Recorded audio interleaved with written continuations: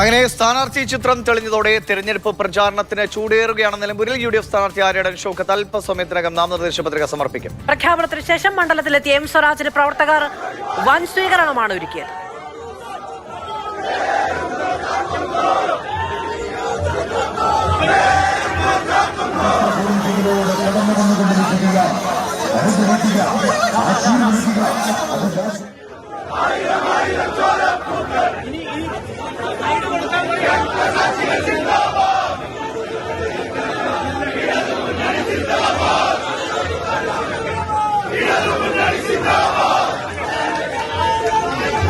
തികഞ്ഞ ആത്മവിശ്വാസത്തോടെയാണ് എം സ്വരാജ് നിലമ്പൂരിലേക്ക് എത്തിയത്. വ്യത്യസ്ത രാഷ്ട്രീയ നിലപാടുകളുള്ള ആളുകളെ പോലും തനിക്ക് ചുറ്റും കാണാൻ കഴിയുന്നുണ്ട്. അത് തന്റെ ആത്മവിശ്വാസം വർദ്ധിപ്പിക്കുന്നുവെന്നാണ് എം സ്വരാജിന്റെ വാക്കുകൾ. എസ് രാഗിൻ എം സ്വരാജുമായി സംസാരിക്കുന്നു. ഉണ്ടായിട്ടില്ല. എന്നെ ഏറ്റവും കൂടുതൽ ആവേശഭരിതനാക്കുന്നത് ഇടതുപക്ഷ ജനാധിപത്യ മുന്നണിയുടെ പ്രവർത്തകർ മാത്രമല്ല, വ്യത്യസ്ത രാഷ്ട്രീയ നിലപാടുകൾ സ്വീകരിക്കുന്ന എനിക്ക് വ്യക്തിപരമായി തന്നെ അറിയാവുന്ന ധാരാളം ആളുകൾ ഈ ജനസഞ്ചയത്തിന്റെ ഭാഗമായിട്ടുണ്ട്. പതാകകളുടെ നിറഭേദങ്ങൾക്കപ്പുറത്ത് അവരുടെ എല്ലാം പിന്തുണ ഇടതുപക്ഷ ജനാധിപത്യ മുന്നണി ഗവൺമെന്റിന്റെ വികസന പ്രവർത്തനങ്ങൾക്കും ജനക്ഷേമ പദ്ധതികൾക്കും കൂടിയുള്ള പിന്തുണയാണ് എന്ന് ഞാൻ തിരിച്ചറിയുന്നുണ്ട്. ആ പിന്തുണ ഹൃദയപൂർവ്വം സ്വീകരിക്കുന്നു. എല്ലാവരെയും സ്നേഹപൂർവ്വം അഭിവാദ്യം ചെയ്യുന്നു.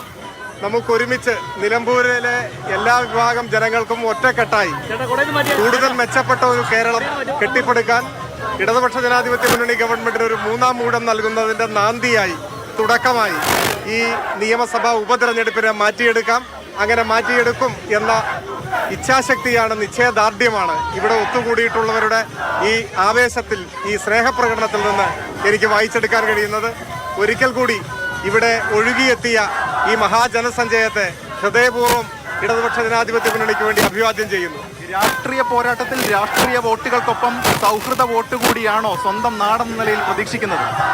രാഷ്ട്രീയം എന്ന് പറഞ്ഞാൽ നാടിന്റെ നന്മയ്ക്ക് വേണ്ടിയുള്ള രാഷ്ട്രീയമാണ്, ഭാവി കേരളത്തിന് വേണ്ടിയുള്ള രാഷ്ട്രീയമാണ്. അത് കക്ഷി രാഷ്ട്രീയത്തിനപ്പുറത്തേക്ക് വളരും. കാരണം ഞാനൊരു കുഞ്ഞുദാഹരണം മാത്രം പറയാം. ഇടതുപക്ഷത്തെ വിമർശിക്കുന്നവരുണ്ടാവും, ഞങ്ങളോട് പരിഭവിക്കുന്നവരൊക്കെ ഉണ്ടാവും, കോൺഗ്രസ് പ്രവർത്തകർ പോലും ഉണ്ടാവും. പക്ഷെ അവരും, നിങ്ങൾ നോക്കൂ, ഇപ്പൊ പവർ കട്ടില്ല കേരളത്തിൽ. മുൻപ് UDF ഗവൺമെന്റ് ഭരിക്കുമ്പോൾ ആദ്യം അരമണിക്കൂറായിരുന്നു, പിന്നെ 1 മണിക്കൂറായിരുന്നു പവർ കട്ട്, പിന്നെ അപ്രഖ്യാപിത കട്ട്, വ്യവസായങ്ങൾക്ക് 100% കട്ട്. പക്ഷേ ആ കാലം തിരിച്ചു വരണം എന്ന് ഏതെങ്കിലും കോൺഗ്രസുകാർ ആഗ്രഹിക്കും? പവർ കട്ടും ലോഡ് ഷെഡിങ്ങും ഉള്ള UDFന്റെ കാലം തിരിച്ചു വരണമെന്ന് UDFുകാർ തന്നെ ആഗ്രഹിക്കില്ല. അതാണ് ഞാൻ പറഞ്ഞത്, രാഷ്ട്രീയത്തിന് അതീതമായി ഈ ഗവൺമെന്റിന്റെ വികസനത്തോടൊപ്പമാണ് ജനങ്ങൾ. വികസനത്തിന്റെ രാഷ്ട്രീയമാണ് ഞങ്ങൾ ഉയർത്തുന്നത്.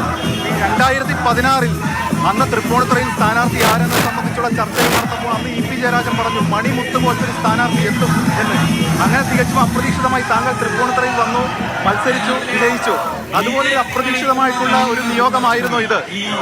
ജനങ്ങളൊന്നടങ്കം ഇടതുപക്ഷ മുന്നണിയെ പിന്തുണയ്ക്കണം എന്ന് തീരുമാനിച്ചതിന്റെ ഒരു ദൃഢനിശ്ചയം ഈ ഒത്തുകൂടിയവരുടെ മുഖത്ത് കാണാനുണ്ട്. തീർച്ചയായും ഇടതുപക്ഷം വലിയ മികച്ച നിറമുള്ള വിജയം ഇവിടെ നേടും എന്ന കാര്യത്തിൽ ഒരു സംശയവും. സ്വരാജിനെ മത്സരിപ്പിക്കാൻ ധൈര്യമുണ്ടോ എന്നതടക്കമുള്ള ചോദ്യങ്ങൾ കോൺഗ്രസ് കേന്ദ്രങ്ങളിൽ ഉണ്ടായിരുന്നു. ഇപ്പോൾ അതിനുള്ള മറുപടിയാണോ? എങ്ങനെയാണ്? അത്തരം കാര്യങ്ങൾക്കൊന്നും ഞങ്ങൾ മറുപടി പറയാൻ ആഗ്രഹിക്കുന്നേയില്ല. വെല്ലുവിളി, ഭീഷണി, പരദൂഷണം ഇതൊന്നും രാഷ്ട്രീയത്തിന്റെ ഭാഗമല്ല. ശരിക്കും എന്തായാലും എം സ്വരാജാണ് നമുക്കൊപ്പം ചേർന്നത്. അദ്ദേഹം പ്രചാരണ പ്രവർത്തനങ്ങളുമായി മുന്നോട്ട് നീങ്ങുകയാണ്. ക്യാമറമാൻ ബിനു പാമ്പയ്ക്കൊപ്പം എസ് രാഗിൻ, മാതൃഭൂമി ന്യൂസ്, മലപ്പുറം.